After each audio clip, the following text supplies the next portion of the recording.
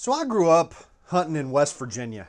You know, I live in Kentucky now, but I'm a West Virginian at heart. So I grew up with Ohio right across the river. And if you live near another state, you know how these cross-border rivalries take shape. You know, people from Ohio, for one thing, they cannot drive at all. They're just awful at driving. They're women folk, not the least bit attractive. For some reason, they insist on calling their DMV the BMV, Bureau of Motor Vehicles. Who ever heard of that crap? It's the DMV. It's the DMV everywhere, except for your crap hole state. But the worst problem of all, the worst problem with Ohio, was the fact that they only allowed shotguns during gun season. Large parts of Ohio are very flat, but the southeastern portion, lots of hills. But still, you had to use a shotgun. And that was a bit of a nuisance, because here's the one good thing about Ohio. They've always, as far, for my life, it's always been $1 per hunter per year over there. Which means that the bucks grew a whole lot bigger than they did over in West Virginia, where we could kill like $7 a year. So the only bucks you could find were spikes and 3-points, because they all got smoked every year. So if we wanted to kill a big buck, we needed to cross the river into enemy territory and hunt Ohio. So that's what I started doing later on. My brother and I, actually my brother first started hunting in Ohio, and then I hunted there as well. Later on I lived there. You know, those details aren't important. And if you tell anybody I ever lived in Ohio, I'll cut you. So we started bow hunting over there, and the first time we happened to be over there in gun season, it sounded like a war zone. Everybody with their shotguns, it takes at least 10 shots to kill a deer. I can count on one hand the number of times I've heard a one-shot kill over there. It was crazy. Everybody's shooting like crazy. And at the time, this was really before the rules with muzzleloaders started changing a lot, and you could have a scope and an inline muzzleloader. And that's the way a lot of people ended up going. But recently, and to the point of this video, within the last few years, they've opened up their regulations to allow straight wall pistol cartridges. So now the rules say you can use any straight wall cartridge that's between .357 and .50 caliber. So that's pretty awesome. Now I have an Ohio hunting license and a tag for gun season this year. So what I want to do is I want to take my Henry Big Boy Silver, which is a .357 Magnum, and I want to work up a little deer hunting load with it. So that's the plan for today's video. Now, bullet selection, of course, that's the most critical thing anytime you're talking about working up a hunting load. I've found a lot of really good information and a lot of good reports about the 158 grain Hornady XTP hollow point. So this is going to be kind of our primary test bullet, but I also do want to shoot a few with the 140 grain XTP hollow point. So those are the two bullets we're going to use. 158 is the primary test here. The 140 is a bit of a backup just in case for some reason the 158 doesn't shoot well. For powders, I don't want to screw around a whole lot here, so I'm going with my two best options as far as my research shows. First off is Winchester 296. Same stuff as Hodgdon H110. Very good high velocity powder for full house Magnum loads. So Winchester 296 will be our first powder. The second powder is going to be Alliant Power Pro 300 MP. This is a very similar powder to Winchester 296. They look identical, and our tests in 300 blackout and the information you find out there on the internet says that 300 MP is a little bit slower burning than Winchester 296, which means we can use a little bit higher charge and hopefully get a little bit more velocity. Some of the reported velocities with 300 MP are a little bit goofy, to be honest with you. It's supposed to really get these things smoking. For primers, I want to use Winchester small pistol Magnum primers, the WSPMs. For brass, I've got Once Fired Starline brass. There we are. This is what we've primarily been using for 357 Magnum, and that's what we are going to use today. Load data wasn't all that hard to track down. We got the good old Hornady manual, which has both powders. I don't remember if it has 300 MP. Now, the good part is that the Hornady manual has got a 357 Magnum rifle section where they shoot out of a 16-inch barrel in a Rossi 92. Same thing with the Hodgdon website. They have some rifle data that, let's see, what's their barrel length? With an 18.5-inch barrel. So we've got a bit of data that, will apply directly to us in our carbine setup. Now, they don't have data for 300 MP in the rifle section. We have to go over to the pistol section. But regardless, I'm not going to worry too much about Hornady's data.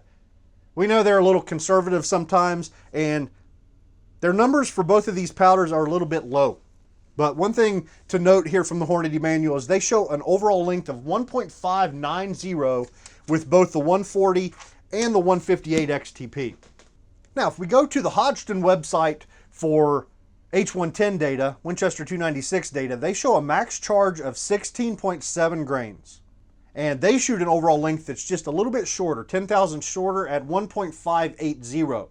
I was looking earlier at the cantilure alignment. Both of these bullets have got cantilures.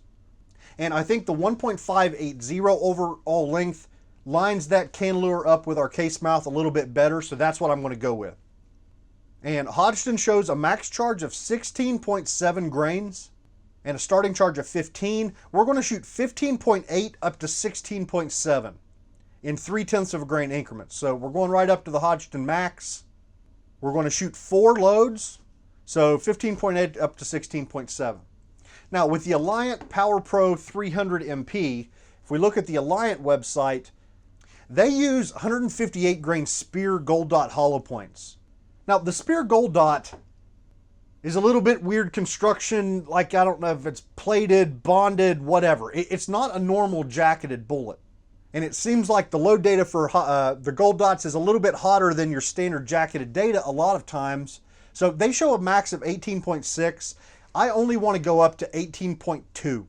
Just to give us a little bit of a buffer in case we're going to get higher pressures with this XTP, with the 158 grain XTP, than we would with a Spear Gold Dot hollow point.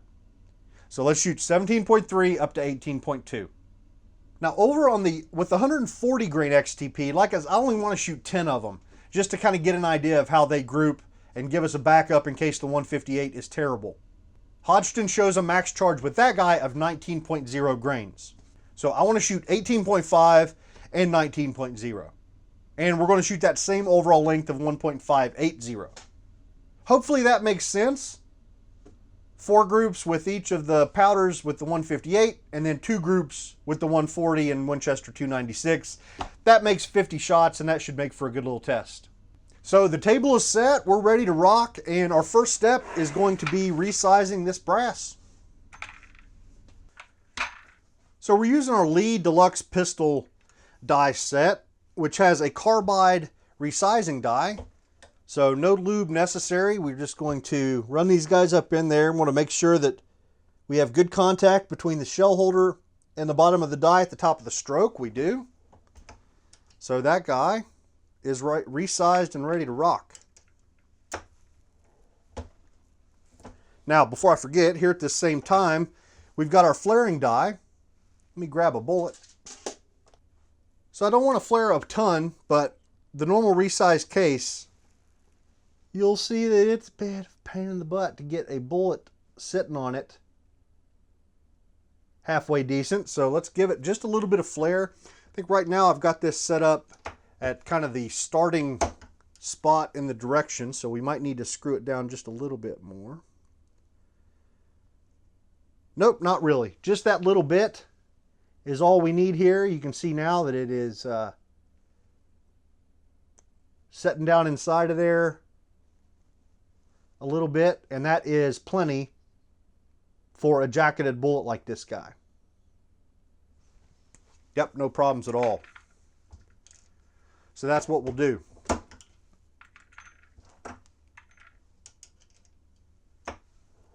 Resize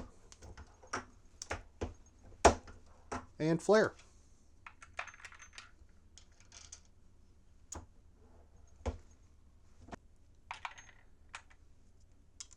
So I wanted to run the numbers on these guys through a ballistics calculator. I ran it through the Hornady website, has a decent one.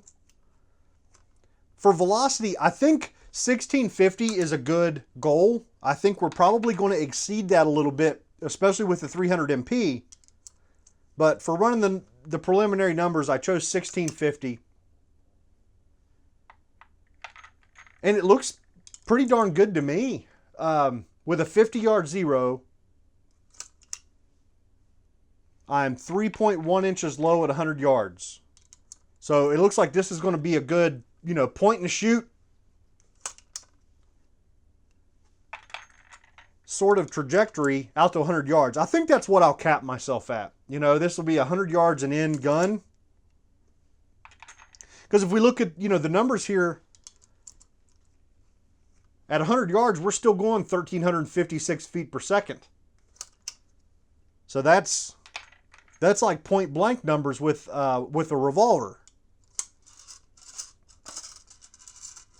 And for those of you, that was my first plan, was to just actually hunt with my Ruger GP100 match champion, but the barrel's not long enough. They have a minimum barrel length of 5 inches, and I think my GP100 is like 4.2 or something. So the GP100 wasn't a good option, or a legal option. I think it's a good option, yeah, just not legal. I do have a scope on the gun for today's tests, but I think I'm going to take it off. Once we get a load worked up and we're sure that it's shooting well, I think I'm just going to take it off and actually hunt with open sights.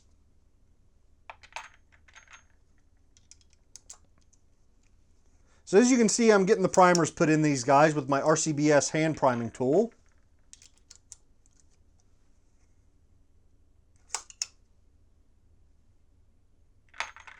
So we're going to be ready for powder here in just a moment. Yeah, one thing I forgot to do was hit the case mouth with a quick deburr and chamfering tool. Of course, it's best to do this before you prime, so you don't have to worry about contaminating your primers with brass shavings. But sometimes you forget.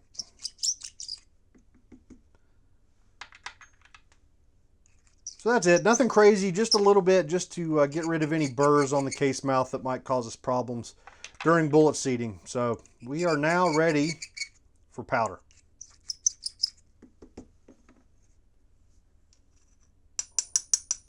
So I'm going to throw each charge and then trickle it up to perfect. But before I start weighing out my final charges, I've got 10 pieces of brass that I'm going to just load up as ciders.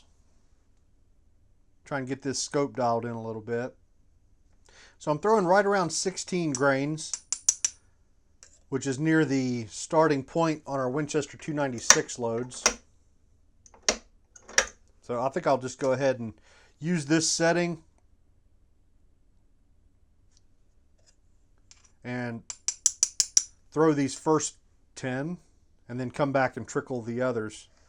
That's what we'll do. Let me throw these first 10 charges, the ciders, and then we will get our bullet seeding die set up.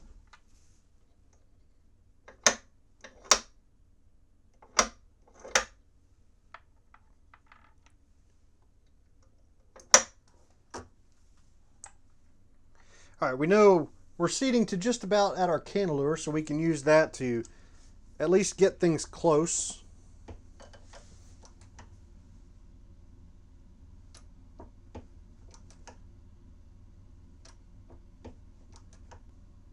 Okay, that should be pretty darn close. There we go, that one's 1584. Let me go ahead and seat a couple of them here. We'll see if they are coming out pretty consistent.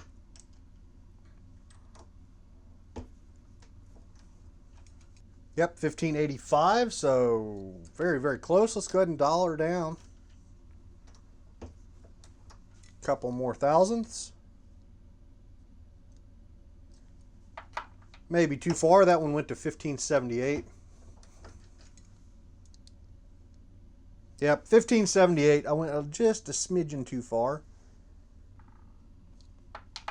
Yeah, it's looking like 1578 and 1579 are our two most common lengths here on these first 10, so I think that's good. That's good looking bullet seeding setting. So let's move over. We're using the Lee Factory crimp die that came in our set up. I've got it set up, so we screwed this guy down until we feel it touch. There it is. They say half turn for a light crimp and 1 turn for a heavy crimp. Let's look at the half turn setting. Yep, she's definitely curled into the cantilever just a smidgen. But you know what? Let's go ahead and just go with what they call the heavy crimp. There's 1 turn. Let's see what that looks like. Wow. Yeah, that feels way too heavy.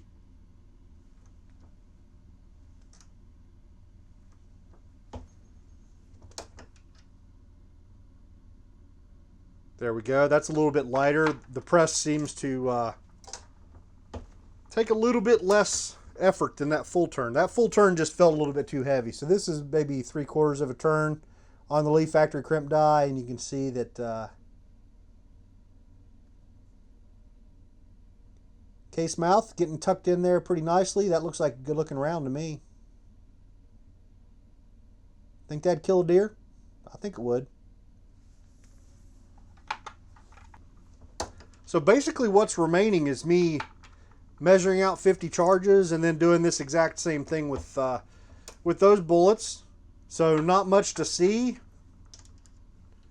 We'll probably just skip it all and go straight to the range. But if something interesting or important comes up as I'm loading our other 50, I'll definitely turn on the camera and let you know. But otherwise, I'll see you on the range.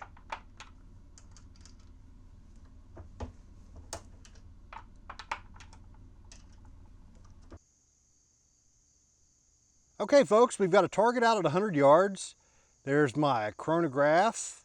And back here is my big boy silver. My Henry big boy silver.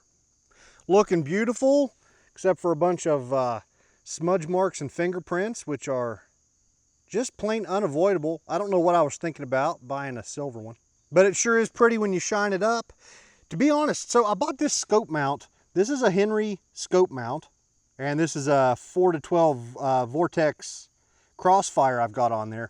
I thought it was going to look super duper goofy with a scope on it, but it actually looks kind of freaking sweet, man. Like, that doesn't seem too ridiculous.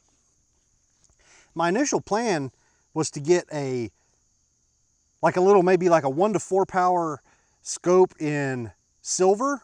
And I was hoping Henry had some scope bases that would match this gun, but they don't. Or at least they didn't a year ago whenever I bought this base. All they had was black. So that was a little bit disappointing. But overall, still pretty good looking package if you ask me. So I've got this guy sighted in.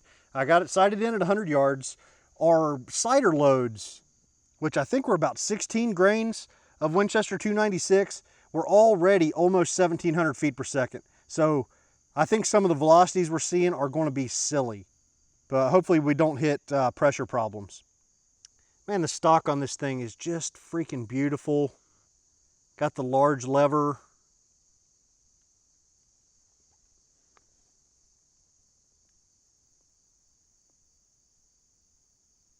These guns are just a thing of beauty. All right, let's get to shooting. Okay, first up is 15.8 grains of Winchester 296.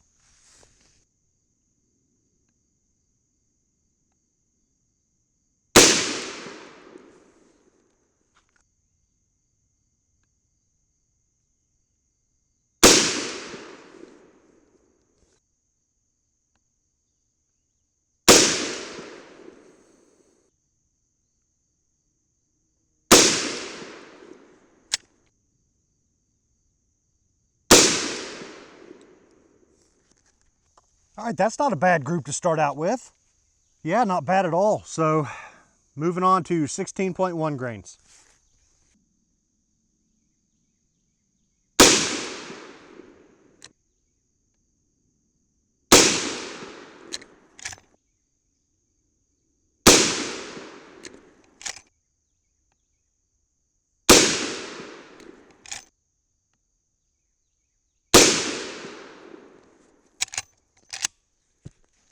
All right, 16.4 grains.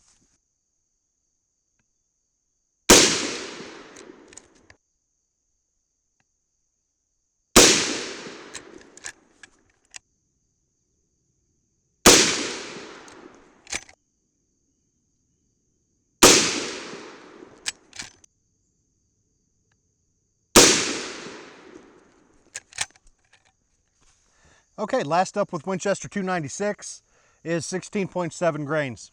I'll tell you what, these groups are okay, but I'm not sure I'm doing the gun justice because this scope, this Vortex Crossfire 2 scope, it doesn't have adjustable parallax, and I don't know where the parallax is set from the factory, but it damn sure ain't 100 yards. If I move my head, if I move my head around behind the scope, crosshairs are moving all over the place. And trying to lay on the ground and shoot this is already a challenge as far as cheek weld and eye position and that sort of crap goes.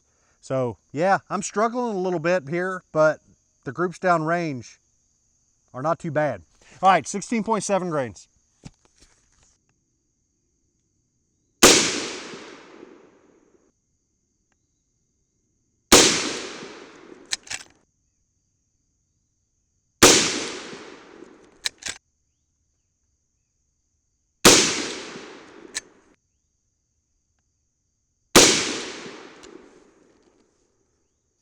All right, group's pretty darn good, but boy, those velocities are all over the place a little bit. Pretty crappy standard deviation numbers. All right, time to move on to Power Pro 300 MP. Our first charge is 17.3 grains. I'm interested to see how crazy these velocities are.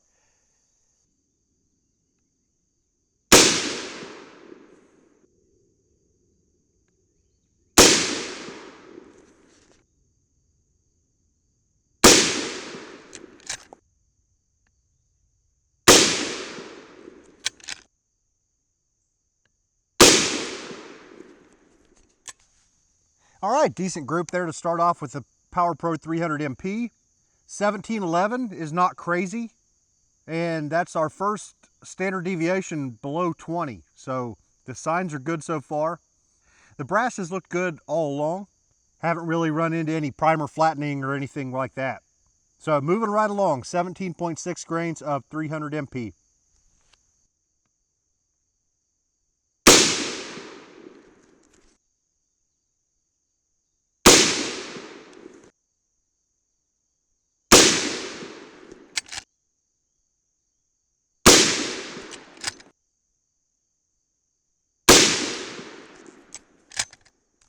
Okay, 17.9.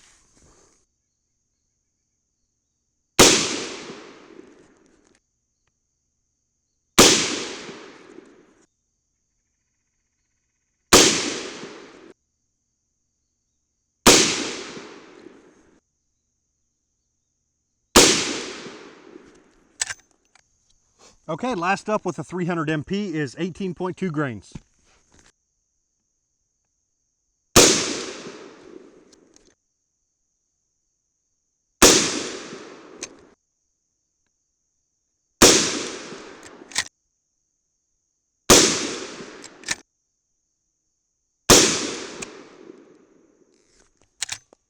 All right, so our velocity didn't really climb as much as I expected it to. And that last standard deviation number kind of went to crap a little bit. So let's move on to the 140 grain Hornady XTP. First up is going to be 18.5 grains of 296.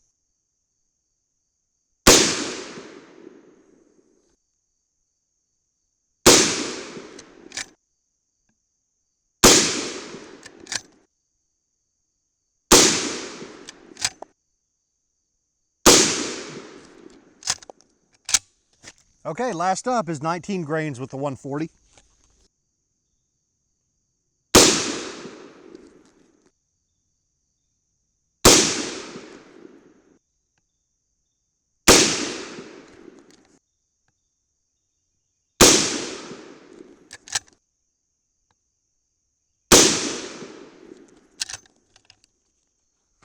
All right, so I didn't know what to expect here.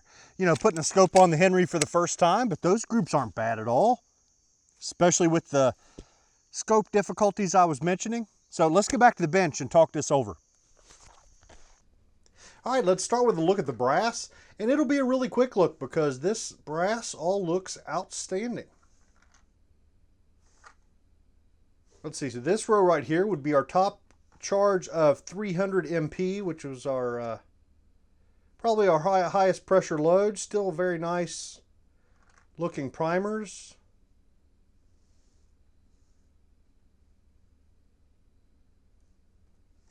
Yeah, nothing weird going on. This off-center firing pin in the big boy always kind of freaks me out a little bit, but I don't think it's a problem. It's just, yeah, not quite centered. So yeah, that's all I got to say about that. Looking good. All right, so our groups, they weren't quite as good as I thought, but I'm still pretty okay with this. Winchester 296, best one was 1.8 and the worst was 2.2. So pretty good consistency right around that 2-inch mark. And 300 MP started out exactly the same way, except these last two opened up a little bit. Kind of had a high shot on both of them that really screwed things up a little bit. And our 140 grain XTP, yeah, best group of the day there. 1.5 inch was our last group, and 2.4 inch. So it's like about a 2-inch average. I'm okay with that. I was hoping for some better standard deviation numbers with Winchester 296. It's 32, 35. Yeah, these are pretty gross numbers, and I think that's the reason why we kind of saw a little bit of a weirdness here with 1706, and then it dropping back down to 1692. Given a little bigger sample size, I think that probably would have ironed itself out. The numbers were a little bit better with 300 MP. You know, in these upper teens, we had the last one here was 25.3. And then for some reason, the 140 grainer was better, you know, bigger charge weight, maybe a little bit less excess case capacity, 13.1 and 13.7. The velocities overall, though, were excellent. You know, we basically got up to 1700 with Winchester 296, and then got up to about 1730 here with our 300 MP. That's pretty smoking fast, man. I find that impressive for a 158 grain bullet to get it going that fast. 357 Magnum is a little more capable than I thought. And then, yeah, the 140 grainer, we were up above 1800 feet per second, 1862. So we were definitely pretty smoking fast here on the velocities. So I'm trying to decide what to do, what to go with. You know, this crazy shot here really made this a whole lot less attractive than it otherwise would be. I really think it was a fluke, though. I think with the 12 power scope plus the parallax issues I was having, that it could have been me, but man, that's an awful long way away. You know what? To be honest, yeah, this is what I'll do. This is my hunting load. 16.7 grains of Winchester 296. We didn't get any pressure signs. The group was okay. Nothing weird was going on here. Plus, I have lots and lots of Winchester 296. 300 MP, I've only got 1 pound of, and it's a little harder to find, you know, on the shelf than Winchester 296 or H110. So that's good. That lets me avoid groups that were possibly opening up, but I still wonder if this might have been me. So that's it. We'll go with 16.7 grains. We'll call it 1700 feet per second, and that ought to do a great job. That ought to do a great job on some deer. Yeah, so overall, this was super successful. You know, if I was going to leave a scope on the gun, maybe I would try and tweak the loads a little bit or find the best accuracy I could. But you know what? I'm pulling off the scope. I'm going to be shooting open sights.